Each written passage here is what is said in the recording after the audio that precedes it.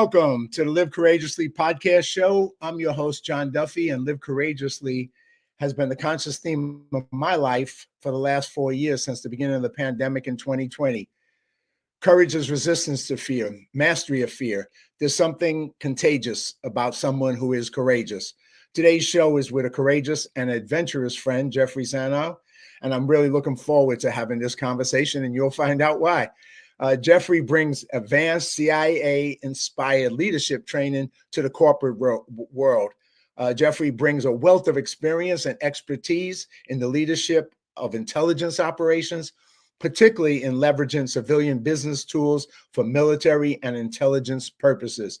His extensive tenure at the Central Intelligence Agency gives him a deep understanding of intelligence, methodologies, and practices. Additionally, his proficiency as a social skills instructor indicates his ability to effectively communicate and train others in complex subjects, which is crucial in the field of intelligence, where effective interpersonal communication and relationship building are paramount.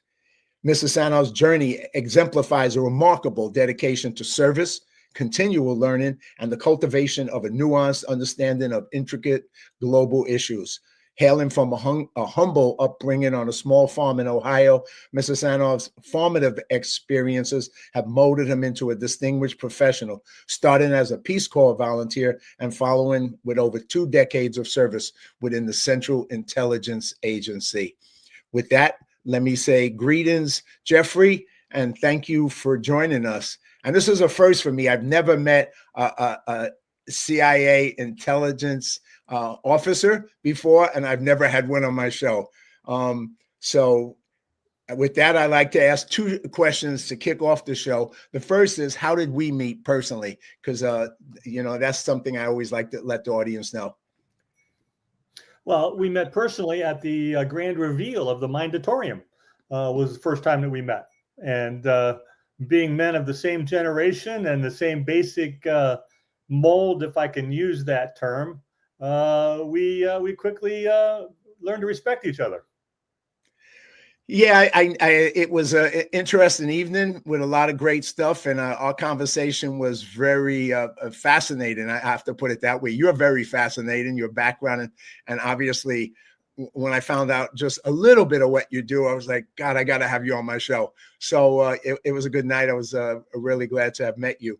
My second question is, before I dive deeper into your background and your experience, is what would you say live courageously means to you personally, based on your life? Not letting fear stop you from going where your heart and brain are driving you. So some people, that's going to be their career in nursing. I'm just using that as an example. Some people, it's going to be their willingness to travel to far off places and or have experiences that they normal people wouldn't do for whatever reason. And the ability to manage your fear is what it's all about. And you don't let it dominate you. That's the secret, in my view, of living courageously. Is, yeah, it's okay to be afraid. I mean, if you're a skydiver, you should be afraid. I'm a scuba diving instructor. I need to be very afraid that my equipment's not going to work. But you manage that fear by making sure your equipment is sound, by having a good dive buddy, by following good time-tested practices and principles. That's how you manage that fear. And then you can go on to, as you say, live courageously. I like that. I like that answer because it's not that we don't have fear, because fear is a warning to us in a dangerous situation, but we either manage the fear and then we proceed in the face of the fear. But it isn't like we don't feel the fear. We have to recognize it, because, like I said, it's a warning sign. So I love your answer about that. So let me tell me about you, Jeffrey. You started in humble background and you joined the Peace Corps first. Why? What was got you to start volunteering and beginning to live a life of service? Well, there were a couple things. The first is my mother, who by the time she was 25, I believe, or 26, had 4 kids. And she had always wanted to go on Project Hope. which is the hospital ship that goes to a lot of the less advantaged areas of the world. Now, there's many ships like that now, but back in the 1960s and 70s, there was one. It's called Project Hope.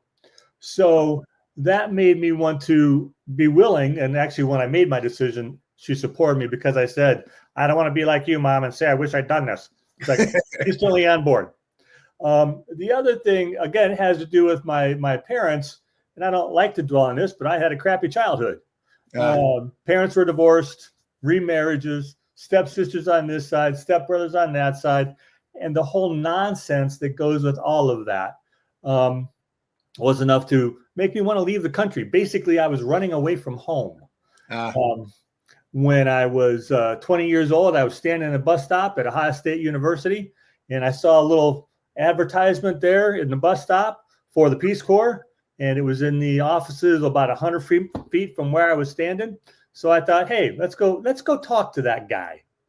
And half hour later, somehow I didn't make my class that day, but I left with the application and submitted my application. Even though I didn't have a college degree at the time, I had a very strong mechanical agricultural background. And so they accepted me. And from there, I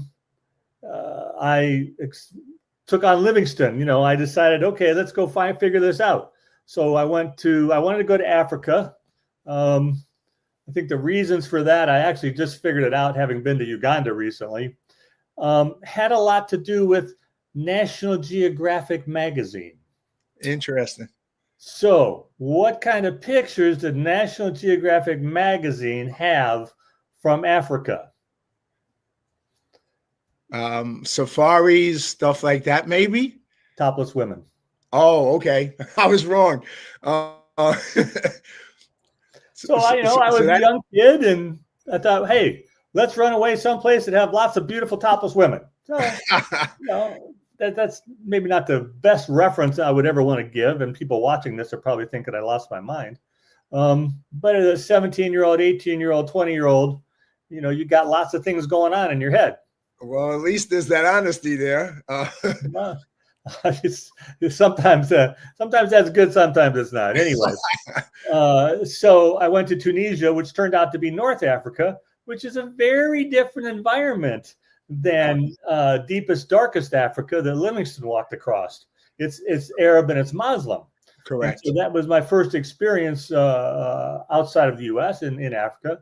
And I enjoyed it. I worked on farm machinery. Everybody was wonderful.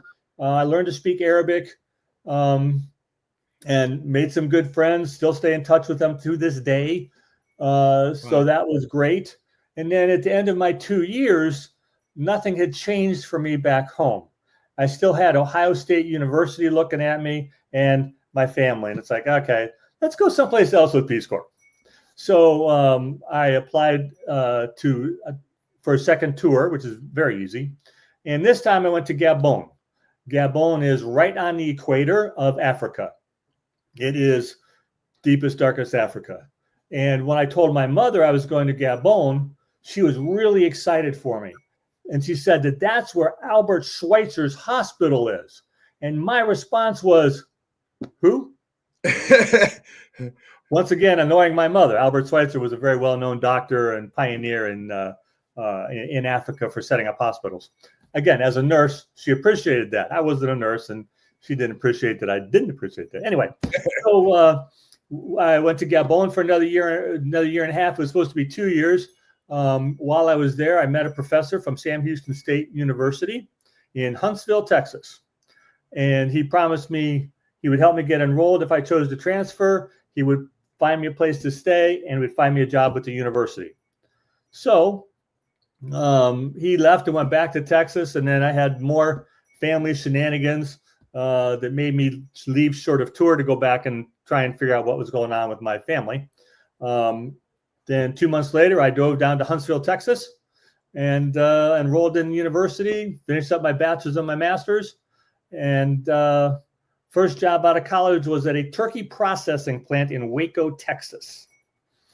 After about 2 days of that job, it's like, okay, this is not what my mama raised me to do. So Well, at least you figured that out quick. if you've ever been in a turkey processing plant, if it takes you too long to figure that out, you're not paying attention. I worked in the post office for 5 years. It's not as bad as a turkey processing place, but boy, 5 years was 5 too long years. Trust me. Yes, sir. So yeah, anyway, I started going through what the Wall Street Journal had, the job ads. Remember those?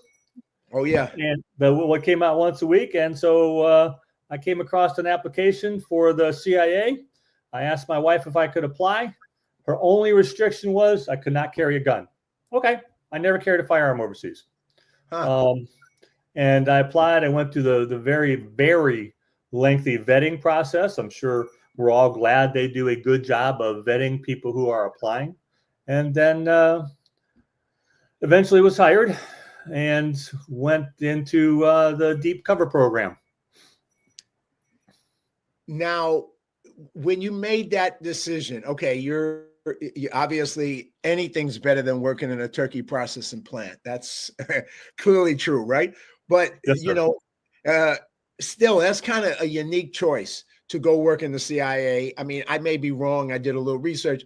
There's about 27,000, as far as we know, employees. Obviously, there's probably more, but that's so it's not a lot of people apply and a lot of people get in. And like you said, the vetting process is really strong. So it's a small group of people. What made you want to do that? And did you have any reservations about that? Or like, well, this is like dangerous and I don't want to do this. What was going through your head at that age in making that decision?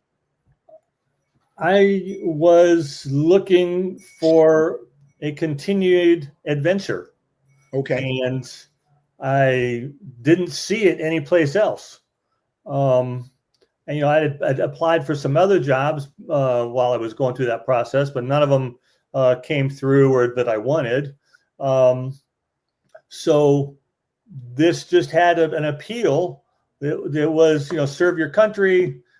There's got the mystique that goes with it that we in the 1970s and 80s, I'm sure you can appreciate.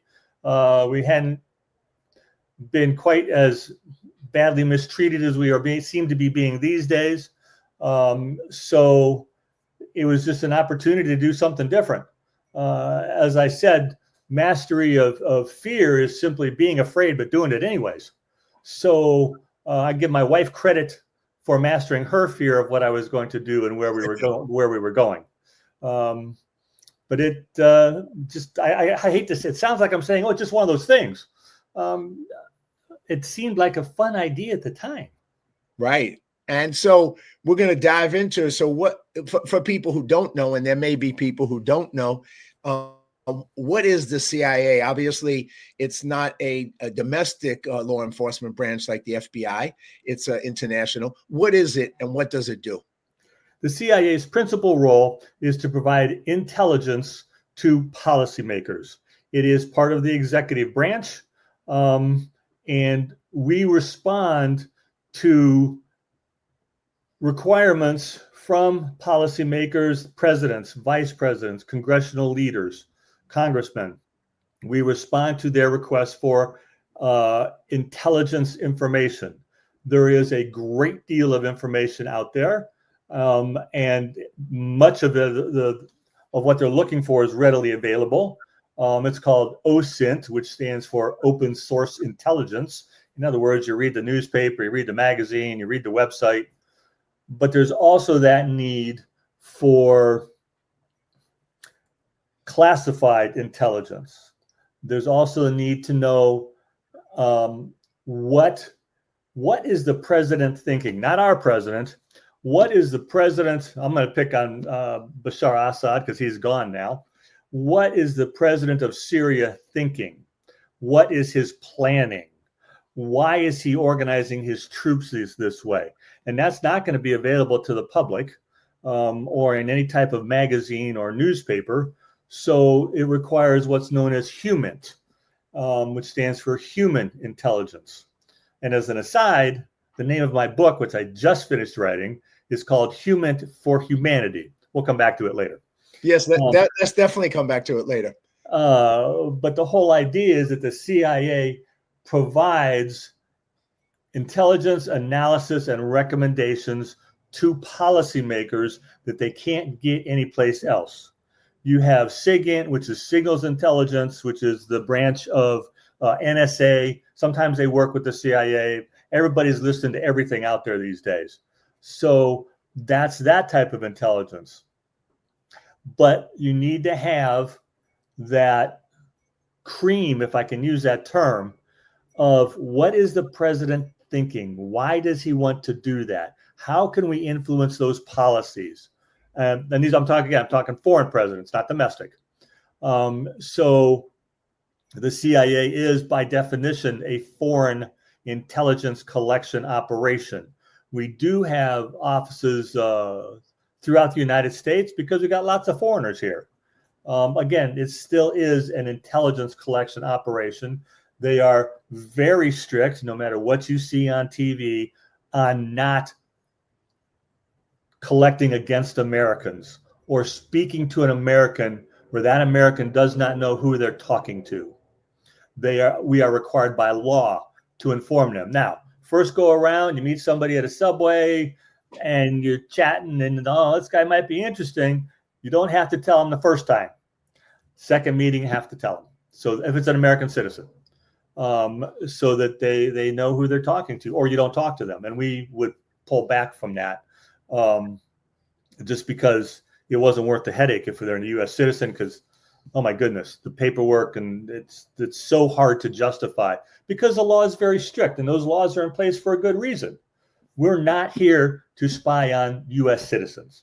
Frankly speaking, that's the FBI's job and that's local law enforcement job or the DEA's job or whomever. Our job was against the foreign target. Now, you come in, you get trained, you didn't start at the level you were. There's two things about your career. One is that you spent 26 years. Is that correct in the CIA? 23. So that's a long time. Not everybody stays that long in the CIA. So that's like a smaller handful make it that long or stay that long. And then 2, you moved into being an intel officer. What does that mean? Because obviously collecting intelligence can be collected in an office. It can be collected out in a country. What is some of the things you experienced personally? How did you become an intelligence officer? And then what did you do on that journey as an intelligence officer that you can share with us? I was hired as an intelligence officer. I didn't become one. Okay. Yes, sir. Basically, you have intelligence officers, you have analysts, and you have support. Okay. Basically. So I was an intelligence officer, and frankly speaking, let me give praise to the reports and the analysts back there that supported my work, and the administrative folks that supported my work. They all are fantastic people, and we see if you follow the James Bond way of thinking, it's just one guy doing a job. No. It's one guy supported by an entire team doing a job, and they do great. So I went through the training to become an intelligence officer because there are certain ways that they teach us to do things. There are certain ways they teach us to protect ourselves. Our biggest source of protection is in the ability to detect surveillance. And we go through a lot of surveillance detection training. Some of it's really fun because we're doing it in the US, and the FBI are the ones, they're practicing doing surveillance while we're practicing detecting surveillance. And it can be quite funny when they make a mistake because their job, frankly, is much harder than ours. And then it's fun to laugh at them. And of course, there is a rivalry. Does that happen down in Quantico? Is that where that goes on? It happens mostly in, I would just say, Virginia. Quantico is where FBI's training ground is. Right. Ours is also in Virginia, but a lot of the specialized training that I went through, the more advanced training, is done in the Northern Virginia area. So you're being trained. They're actually surveilling you, and you're being trained to be able to detect that you're being surveilled and what their techniques are and how they're surveilling you. Is that correct? Is that part of the training you went through? Yes, sir. But part of the trick is to detect surveillance without them knowing that you have detected them. Correct. Because who looks for surveillance besides bad guys? Right. So they have to know, they can't know that we detected it. So we have, again, methods and training that allows us to, if we detect it, how do we abort the operation, things of that nature. Now, did you, once you went through all that training, how much of your time was spent in the U.S. and how much did you go on a venture to other countries? The training in the U.S. was more or less 3 years, and that encompassed a lot of OJT training, a lot of specific training. What is that, OJ? On the job training. On the job. Uh-huh. And so, plus, they bored the tears out of us by making us listen to the bureaucrats that would come and talk to us. Remember, you got a bunch of 20-something case officer wannabes, and we're having to listen to this bureaucratic weenie talk to us. So what are you going to do? Anyway, and then from there, I went to South Asia as my first overseas tour. It was my now ex-wife's first overseas experience. So I started at the bottom because everything from there is up. And she was a trooper. I have to give credit to her. In fact, my book is dedicated to her for everything she did to help me. So then I went over there. I was there for 3 years. And then that was the time that had been agreed upon. And so was that in one country in Southeast Asia, or was it multiples? One country in South Asia. Okay, one country.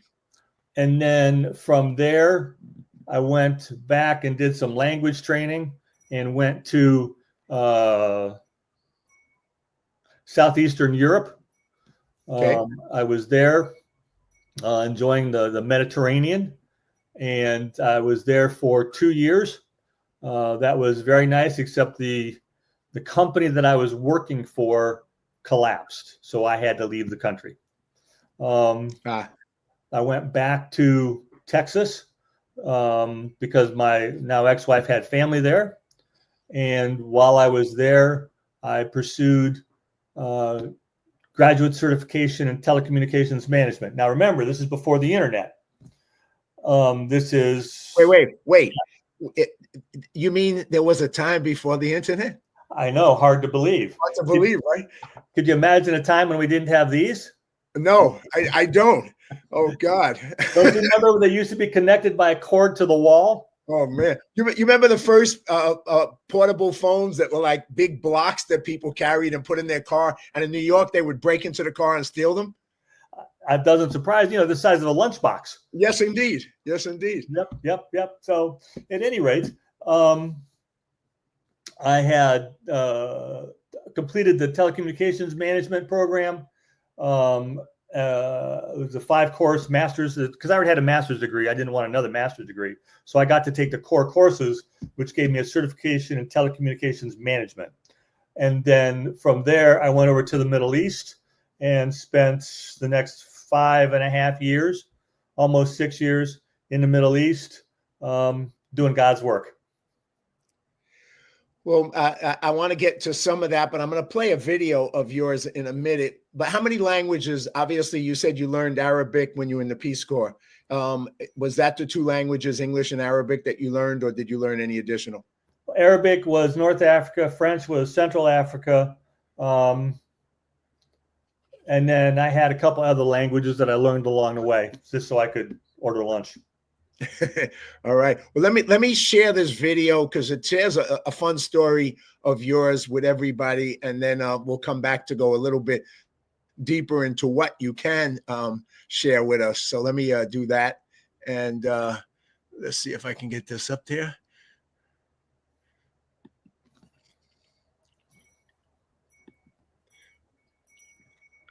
And yes, I think that's it.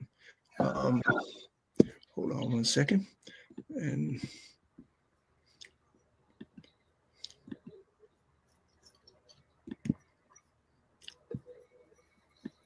it's the thing about sharing videos, they're all fun. Okay.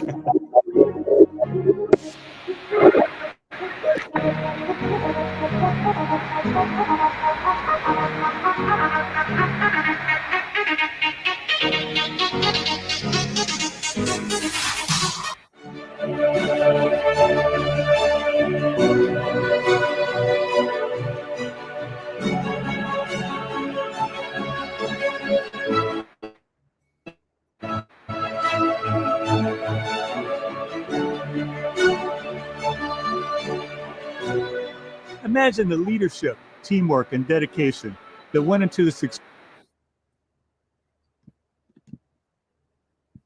successful CIA operation to rescue the 6 hostages from Iran in 1979, as portrayed in the 2012 movie Argo. Or you could just send in training wheels and meet them at the border with Gatorade. It's going to take a miracle to get them out. While the movie portrays much of the mayhem and confusion that constitutes government action or inaction, it also shows the extraordinary heights to which CIA operations officers must reach to design and execute successful operations. This is the path I followed and was groomed for success by the most talented and successful operations officers in the CIA. While we all start with the same skill, leadership and dedication allows us to achieve different levels. I achieved the highest level of intelligence officer in the CIA, giving me the opportunity to supervise some of the most complex global intelligence operations. If you're looking for a speaker to increase your team's performance, then hire me, Jeffrey Sanow. I will work with your team to help them achieve stunning success, where failure is not an option. Nice video. Yeah, who put that together? That was good. It was excellent. I think that gives us a little bit idea of you, and we're going to talk more about that, what you're doing in the future as a speaker and as a trainer for corporations. But, you know, Argo was an amazing movie. I mean, that particular operation was just brilliant, being able to rescue those people from Iran at that time. But, you know, let's just pivot back to you. You know, you said you spent a bunch of times in the Middle East, 6 years in the Middle East. And obviously that seems like maybe of definitely more dangerous than Western Europe, probably. So what can you share about that, or what would you like to share about stories, or any story you would like to share with us about what that work was at that time that you were engaged in? Let me first just reflect a minute on that movie. Sure. It is arguably the most accurate movie that I've seen when it comes to what does the CIA do? How do we operate? How are we successful? And that movie, it's based on a true story, as we all know. And it does reflect some of the silliness that goes on when you have to sit down in front of congressional aides and try and explain something to them. And they are much more concerned with the perception and getting reelected or getting their boss reelected than they are with the details of an intelligence operation. And you will be asked some of the silliest questions. And you got to answer them because they control the purse strings. You don't want to get the congressional committees angry at you. So are you saying you can't tell them what you really think? No. That would be an expensive mistake. Correct. And you know, I assume they're all doing God's work. We're all doing God's work. They're just on a different plane than I am. It's a nice way to put it. The work that I did in the Middle East allowed me to travel all over that part of the world. There were always exciting times when I got taken into secondary, or I got stuck at the border, and you just kind of got to sit and wait those things out. Now, one thing the agency does is it takes very, very good care of people like me, and they keep an eye on us. We have to ask approvals to do a lot of things. Yeah, it's kind of a pain, but the matter of fact is it's to keep you safe, because it's much cheaper for them to be a pain in my neck than for me to be arrested or kidnapped or something, and then they have to deploy a whole lot of more resources. So you have to learn to do those things. I was traveling with my youngest daughter, and we'd gone to Oman, and we drove in and did the work that needed to be done, and we were driving back.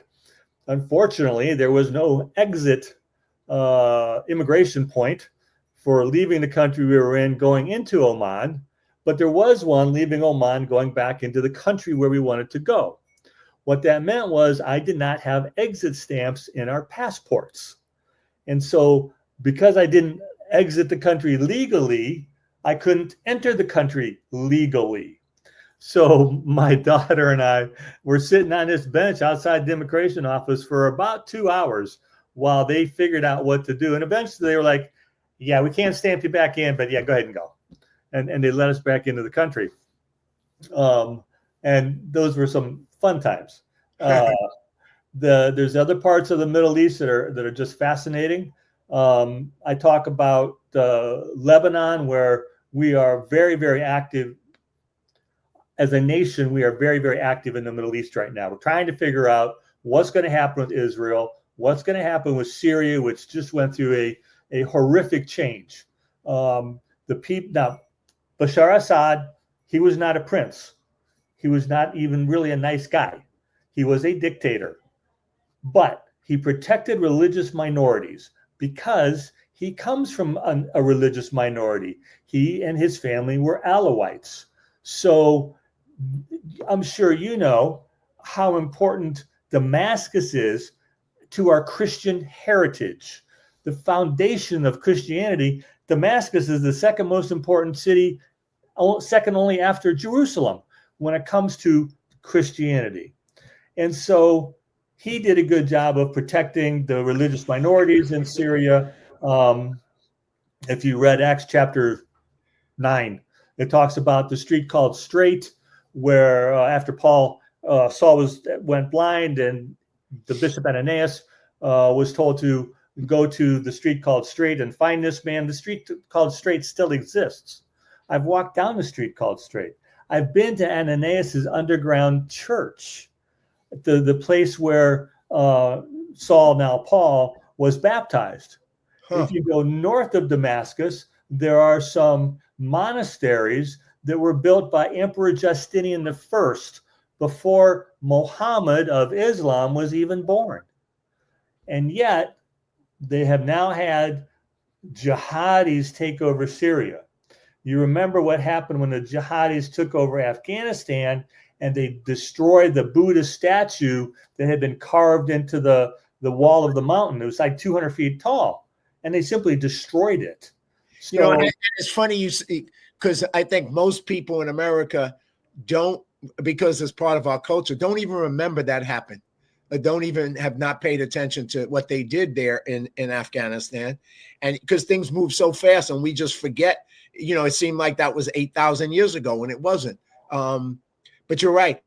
Syria is a unique country, and maybe you can address that. The amount of, and as I was reading about it, the amount of both religious and ethnic minorities is huge. All the varieties of religions that exist in Syria and ethnic groups that exist in Syria, it's very unique. It's a very unique country. Yes, sir. And again, I'm not defending Bashar Assad or his father, Hafez al-Assad. They were dictators of the worst kind. Correct. But they did protect all of the minorities. They did protect the religious minorities. I've been to the monastery that was built, I was referring to, in Sanow, which is about 30 miles north of Damascus. And it's beautiful. It's stunning. And it's, 1,500, 1,600 years old. So that's how long Christianity was practiced there. And again, it was started by the Emperor Justinian. And one of the things about that, in that monastery, there's said to be a painting of Mary done by St. Paul. And this speaks to me very deeply because it's my religious history. No, I'm not a preacher. I'm not a religious fanatic, none of that good stuff. But I was raised in the church my entire life. I'm a good Lutheran, if there is such a thing. Because that's my wife. My wife's Catholic. So my pastor says Catholics make the best Lutherans, and you have to think about that for a while to enjoy the humor in it. At any rate, so Syria had a very big mix of people, a lot of different ethnicities, a lot of different religions. Yes, Islam was the dominant religion, but it was not the only one, and all the rest of them were protected. There's a chapel called St. Paul's Chapel, right close to where the street called Straight is. And supposedly it was built at the location where Paul was lowered over the wall so the Jews wouldn't kill him. So, I mean, when you can start going places it's talked about in the Bible, that place has been around a long time, and that place has an important history to us. So now, with this overthrow of Assad by this group, they are Sunni Muslim. He was Shia, but Alawite, right? And Sunnis make up 70% of, from what I researched, 70% of Syria. This Shia was 13%. But with this group, it's a group that's been labeled a terrorist group, and they are the ones who've now taken over. What can you tell us, as much as you can now? What's your take on where are we in Syria? What is the, you know, obviously they replace a dictator with potentially a worst Islamic terrorist organization. So what is the history foretell for Syria at the moment? The story it tells, in my view, is not very good. It's not very positive. That doesn't mean it's going to last. Again, it depends on administrations. Our administration plays a big role in that. The U.S. still has troops, I believe, in Syria. I believe Russia still has troops there. Right now, the Israelis are busy bombing the daylights out of any possible weapon stores that were in Syria that could fall into the hands of jihadis.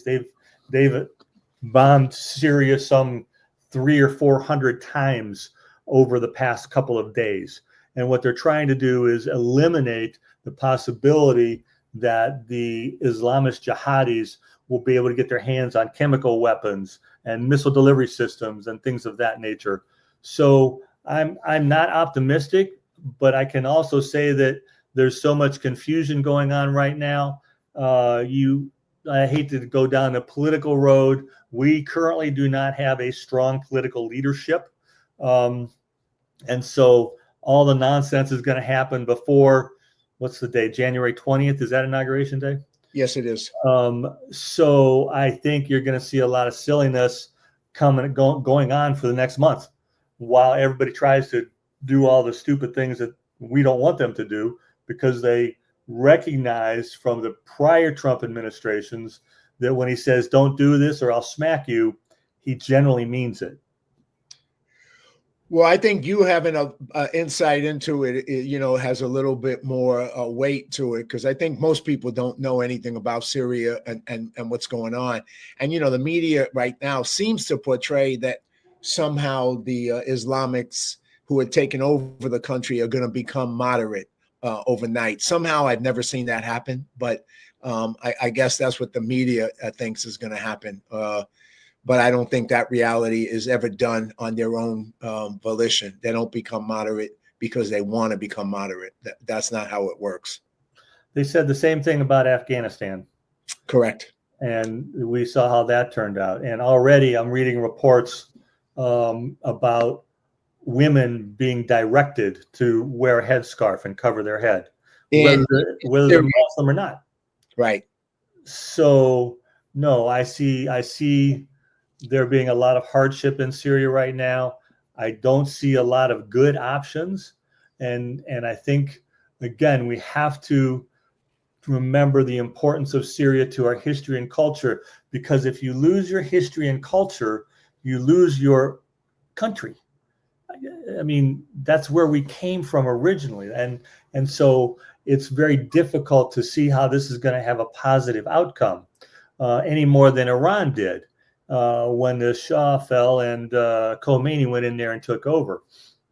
It hasn't gone particularly well for your average Iranian. And they're hoping to have some overthrow of the government there now in Iran. So you've had so many people with so many fingers in the pie and being destructive and supporting terrorist organizations, because it's much easier to have your favorite terrorist organization go in and cause a problem than it is to send your own military in. That was the whole idea behind Hamas's attack on October 7th. That's the whole idea of the bombardments from Hezbollah in southern Lebanon. No one can attack at a country. Now, the Iranians have learned to their dismay that the Israelis will smack back, and very effective in that. So I don't know how it's going to turn out. I wish I could predict it. I don't think it's going to turn out nicely. I think we're going to continue to see a lot of the same kinds of brutality against people that we don't want to see, and yet we don't know how to not have it happen.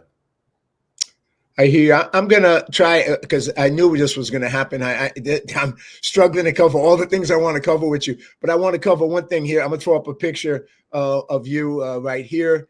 And I read about after October 7th, you felt that you needed to get back into the fight and get out of retirement. And so this picture is just one picture of an event that you were at. But tell us a little bit about why did that motivate you, and what did you choose to start doing after the October 7th massacre in Israel? And I got to see, I went to a Nova exhibition in LA, which was about the massacre, very powerful exhibition. But tell us about what drove you into getting back into the fight, as you put it. As a white American male, I grew up, my post-World War II, my father and uncle fought in World War II. I didn't have to. I was lucky, and I didn't go to Vietnam. I was born in that period when they did away with the draft before they reinstated the selective service. So I didn't have to worry about any of those things.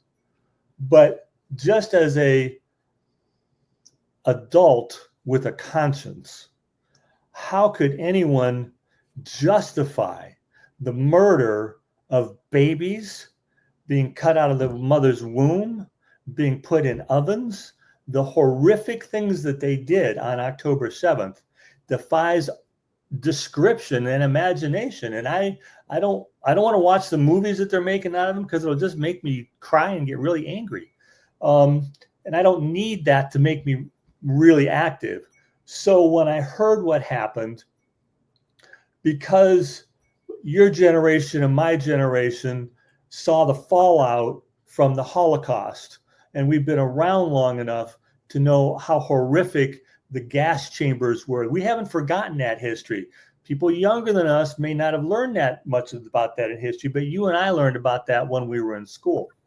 So to tolerate the murder of 1,200 civilians and the kidnapping of another, 500 or 600, something like that, and to think that that could be okay in any environment.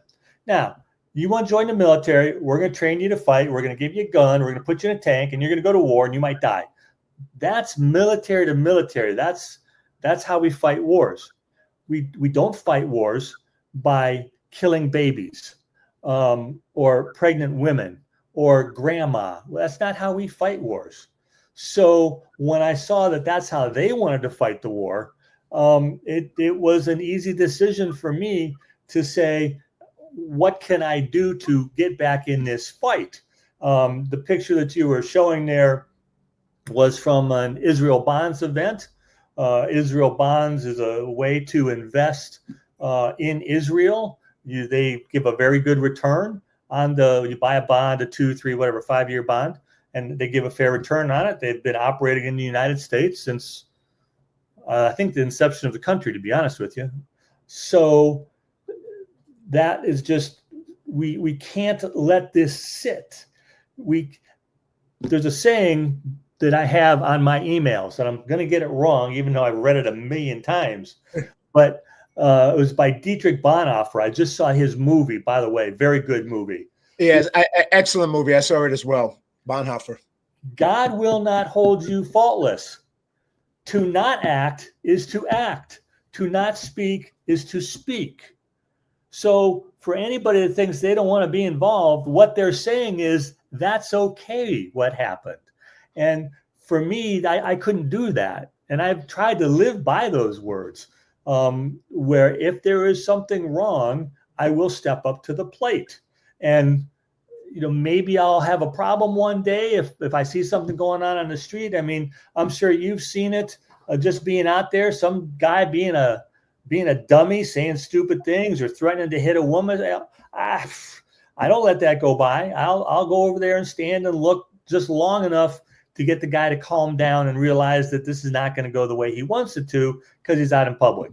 And I just, when I read what happened, there was just no way I couldn't do something. I couldn't try and be more involved. I couldn't try and help college students that are threatened for the simple reason that they're Jewish. I can't tolerate that. That's so wrong. This is a country, our country is based on religious freedom. They have the right, Muslims have the right, Lutherans have the right, Catholics have the right to be the religion they want to be and to practice it as they see fit. And anyone that tries to intrude on that is violating our very Constitution, and that can't be allowed.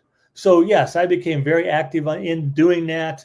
I've set up a 501c3 called Save Our Students because I'm trying to get things organized on college campuses. College campuses, quite frankly, don't really need a lot of help. Now, there were some Ivy League campuses that needed a lot of help, and they removed those presidents, and a lot of that has come back around.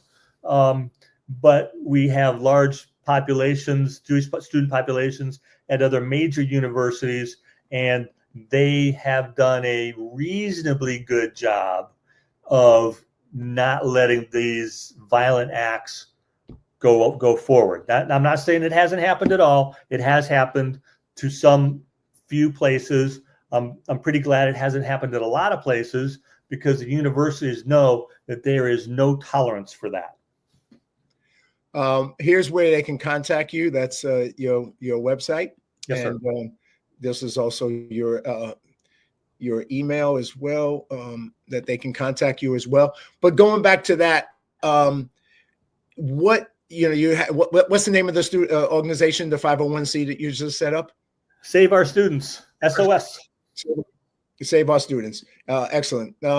So what else, and people, I recommend if people, it's going to be in the theater right now, Bonhoeffer, that people go check out that movie. It's an excellent movie. The Nova exhibition, which was in LA, is now going to open up in Miami. So if anybody is in Miami, I recommend that you go watch that Nova exhibition. You can check it out online. It is one of the most powerful things. I went through the thing, and you go through room after room, and they recreated the actual massacre, and everything is there. The burnt out cars, the tents. For me, seeing that was probably second or third most emotional thing after seeing 9/11. When I went to the 9/11 after it happened that December. But to see that horror of people willing to do what you said, to kill babies, to rape women, to just kill young people, and to celebrate in that massacre was insanity, total insanity, and evil on a level that we don't get to experience in our life, and luckily so. But so powerful. So good for you for doing that, Jeffrey. What else would you want to add anything else? And I want to pivot to what you're trying to do now. That's the other thing that I'd like to pivot to. Some of what you're going on. I'll throw up some pictures. Here's a picture of you speaking, by the way, but here's you giving a speech. I believe it's at a church. But you have anything else you want to say on that? Or now we'll pivot into what you're doing in the world besides that, Save Our Students. What else are you doing with your speaking, with your leadership, with your motivation? And we'll get a little bit into what's the next phase of your life right now. The next phase of my life is to speak on and coach on leadership. In the agency, believe it or not, they take us through some very significant training. They discovered in, I think, about the mid-1970s that they had really poor leadership, generally speaking. And so they put in a bunch of training programs. I was fortunate enough to go through many of them. One of the things about being an operations officer is the skill it takes to be a good operations officer. It's not the same as the skill as it takes to lead good operations officers. It's a completely different dynamic. And so I was fortunate that I had a boss when I first became a branch chief who coached me on the best ways to do that, on how do you work with an individual? And that was pretty much what he said, was I had to learn how each individual officer that was working for me thought. What do they need? Do they need a lot of warm, fuzzy greetings? I used to, everything we did is an email. And so I would send out my emails, and the first paragraph was always, how's the wife or husband? How are the kids? Did they, blah, blah, blah, personal stuff. And I had one lady who was in Asia come up to me when she was back in the States and say, yeah, you don't have to do that with me. Okay, saves me time and money. So you have to learn, what does each employee want? And you have to let them fail. That's one of the things that I talk about in my book, is you have to empower people to succeed, but then you have to allow them to fail, because failure happens and we got to keep going. Now, obviously, if you're failing all the time, that's a different discussion. But certainly you're going to have operational issues in any world, the business world or the intelligence world, that are not going to work out. So obviously you put everything in place to be successful, but you're going to fail once in a while. And I will share one story. I'm trying to make sure I can do this. We were monitoring weapons of mass destruction and the components with that. And I had an analyst come to me and say, we've got this shipment of computer components coming from this country in Asia, probably going to Iran. But I'm pretty sure it's already left. It's en route. I don't think we can do anything. My response was, we swing at every pitch. And this analyst was great. I love her to death. And so I very politely said, oh no, you get that email out today. If you have any trouble getting that email out, you tell me, and I will go over and talk, because we have to coordinate things with the different divisions. So lots of people have to approve that email. And I said, if you have any trouble getting that email out, you come see me and I'll make sure that it goes. We got the email out, and when I showed up to the office the next day, she very happily came to me and said, we got it. We turned it around. She was empowered to succeed, and she was empowered to fail. Had she come to me and said, we didn't get it in time. Okay, we didn't get it in time. But that's not on her, not on the individual, because she was as dedicated and hardworking as any other of the rather large group of analysts I had working for me. And she did everything right. She did everything she could. If the system doesn't allow us to be successful, well, okay, we failed. But she did everything necessary, and we were successful. And I'm pretty sure she got an award for that success because of what she went through to get it out and get it turned around. That's great. Here is a flyer of the speaking topics that you're going to be speaking on, or the many topics that you speak on. I don't know if it covers everything, but this is a flyer for you put up here, and the speaking topics on leadership and all the different areas, your bio and everything. So that's up on the screen. What is the name of your book? Remind us the name of the book. When is it coming out? I assume it'll be on Amazon. When is the release date? And tell us about that. So I just finished the writing part of the book. Okay. Literally 2 days ago. And you're ahead of me, and then now you're inspiring me. I got to finish mine, but yeah, thanks. It took 4 years. Oh boy. And I put it off for a long time. And then starting back in about June, I went to a book writing service. Even though I'd already written it, I knew it needed work. And so they worked with me, they edited it, and they would say, okay, change this, change that, fix this, fix that. Anything printed has to be approved by the CIA. So I'm not giving away secrets. And I'd submitted one copy to them, and of course they sent it back, and they'd taken the black line through a lot of the fun stuff. So I went back and I had to revise it significantly. And what I ended up making it focus on for the first part is, let's take a look at some of the places that I've been and some of the experiences that or more importantly, my wife and daughters had while we were overseas doing this or that. And one of the favorite ones has to do with getting a box delivered in South Asia. My wife's parents had sent a Christmas box over, and they brought a slip to the house that said, "Yeah, you got a box, but it's too big for us to deliver." Okay, in South Asia, they carry refrigerators on mopeds, and they're telling us this box is too big for them to deliver. You got it. What on earth did they send us? A tractor? So my wife, God bless her, took her passport down to the post office, and they looked at the certificate and looked at her passport and said, "Well, ma'am, this box is addressed to somebody else. That's not your name." They'd addressed it to our 1-year-old granddaughter, their granddaughter. So it's like, "No, sorry, we can't give it to you." Okay. So she had to go back home, pick up my 1 year or maybe a year and a half old daughter, take her and her passport down, and go, again, wait in line and get up there. And again, okay, here's my 1.5-year-old daughter who's kicking and screaming. Here's her passport. Please let me have the box. So they bring out this box, and it's a medium-sized box. It's nothing big. And she picks it up and thinks, okay. So they get it in the car and come home, and she opens it, and the box is empty except for one piece of wrapping paper. Wow. They'd stolen all the Christmas presents out for our kids. Oh my gosh. And yet she had to go through all that aggravation. Get the empty box. Wow. Get an empty box. And this is why, quite frankly, I dedicate my book to my ex-wife. Yeah, she's my ex-wife, and I will regret that for the rest of my life. But it was her unwillingness to give up. That doesn't mean she wasn't frustrated and challenged on more than one occasion, but she was a trooper, and I would not have been as successful as I was without her.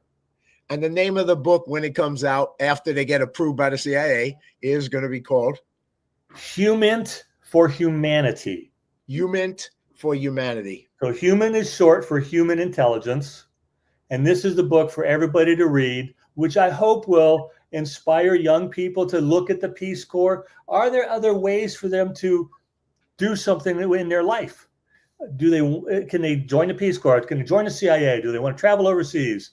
Are there other ways that we can cut the umbilical cord, which is something we're not really great at in this country? Not anymore, are we? No, that went away with the Vietnam War, unfortunately. Yeah, you're very true. Well, I just want to throw up some pictures. Here's a picture of you.